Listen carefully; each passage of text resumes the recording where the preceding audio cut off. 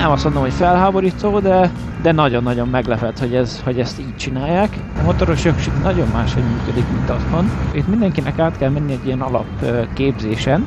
Az a neve, hogy CBT, Compulsory Basic Training. Ez egy egynapos kurzus, amiben így konkrétan a nulláról megtanítanak motorozni. Az úgy kb. Annyi, hogy ne hajj meg az úton. Remélhetőleg. A nap első felébe így a parkolóba, ott nyomjátok, így a bóják között az alap kis manővereket, a nap másik fele, tehát egy 2 órára kimentek a forgalomba. Ez nem egy teszt, tehát nem lehet úgy igazából megbukni, hanem azt nézzük meg, hogy tudsz-e biztonságosan közlekedni. És hogyha úgy igen, úgy nagyjából igen, ami azt mondja, hogy nem öltél meg senkit, meg magadat sem, nem estél a motorral, akkor úgy megkapod ezt a papírt.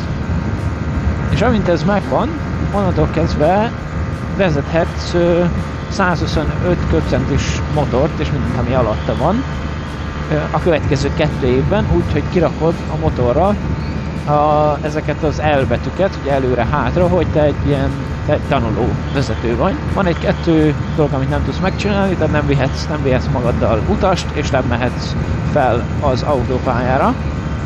Viszont ezen kívül nyomhatod. Tehát egy nap után azt mondják, hogy oké, mennyi itt vagy, tessék, és ezt azt hiszem, hogy meg kell néznem, de azt hiszem, hogy 16 év fölött már csinálhatod. 16 évesen, és ez nem kell, hogy legyen KRESZ vizsgád egyáltalán. Jó, kell, hogy tudjad a KRESZ-t, de nem kell, hogy legyen róla vizsgád. És már kint lehetsz az utcán egy olyan motorral, amivel simán tudsz menni 100 km/h fölött.